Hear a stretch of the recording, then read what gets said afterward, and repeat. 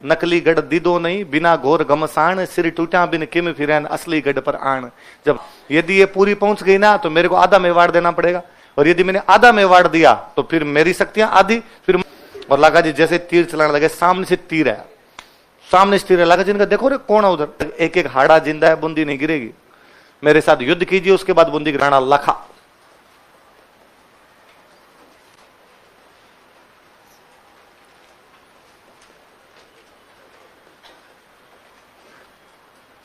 मैंने बताया था कि सामोली वाला अभिलेख कहता है कि जावर में खनिज निकलते हैं। जावर में क्या निकलते हैं?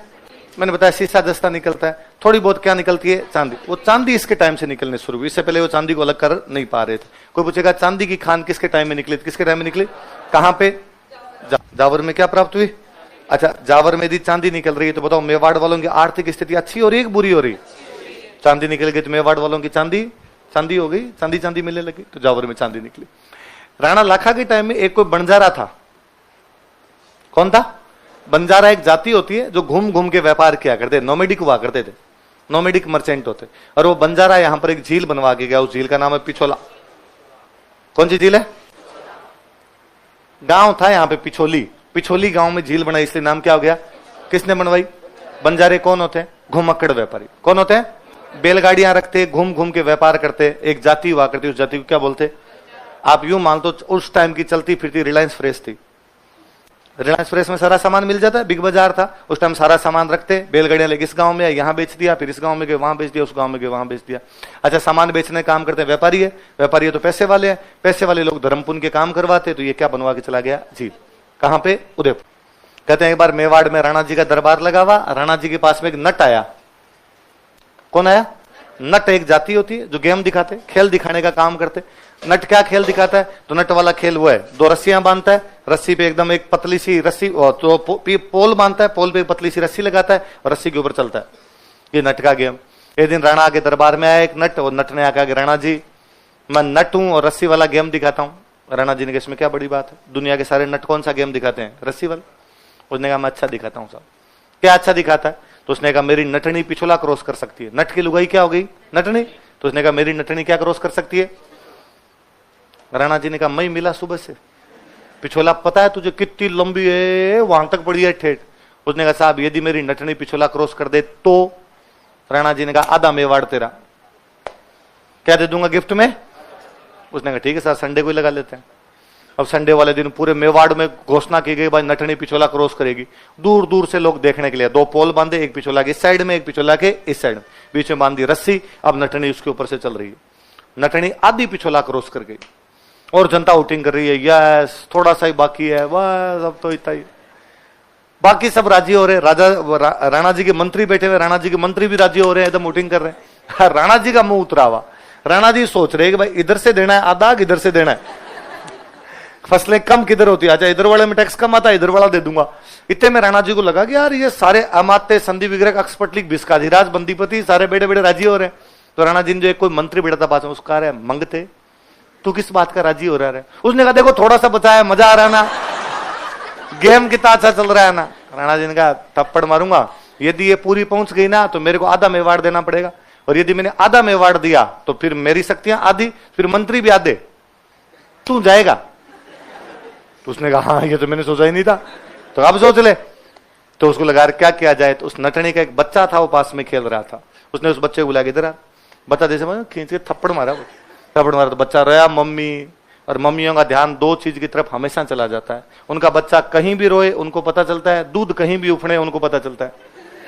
मेरे कभी नहीं समझ में आया कि दूध उफड़ने पर मम्मी को कैसे पता चल जाता है, पर महिलाओं की नाक में कोई विशेष क्षमताएं दी है। मम्मी यूं गाय वाले बाड़े में होती है, अरे टावरो दूध उफड़ गया, जब कि अपने रसोई में वहीं बैठे होते हैं। क्या उफड़ गया? अरे तेरे सामने। मैं उतनी दूर से मंगते तू पास में बैठा था, तेरे को दिखाई नहीं दिया, पर अपने को ऐसा कुछ भी दिखाई नहीं देता है, महिलाओं को पता चल जाता है भाई। तो बेचारी नटनी का ध्यान गया, अरे मेरा बच्चा रो रहा है, पतली सी रस्सी भी चल रही थी बेचारी, ध्यान जैसे हटा, कंसंट्रेशन का गेम होता है, गिर गई और सारे लोग अरे मर गए, सारी एकदम जनता अवाक। राणा जी ने कहा जीत गए जीत गए। नट ने कहा साहब आपकी जीत हार की पड़ी है, मेरी तो गृहस्थी बर्बाद हो गई, एक ही लुगाई थी मेरी वही मर गई। राणा जी ने कहा चिंता मत कर, झील के पास में इसका बना देंगे चबूतरा। क्या बनवा देंगे? तू यहां आगे फील ले लिया करके किसका चबूतरा है? बताओ बूंदी में कौन से वंश का शासन था? कोई बोलो बोलो कौन सा दोबारा? हाड़ा कितने लोगों ने? कईयों ने तो हाड़ा बोला, कईयों के यहां तक आया, फिर उन्होंने कहा रुक जा, चौहान बताना है। चौहान तो बूंदी में कौन सा वंश था? चौहानों की कौन सी ब्रांच थी?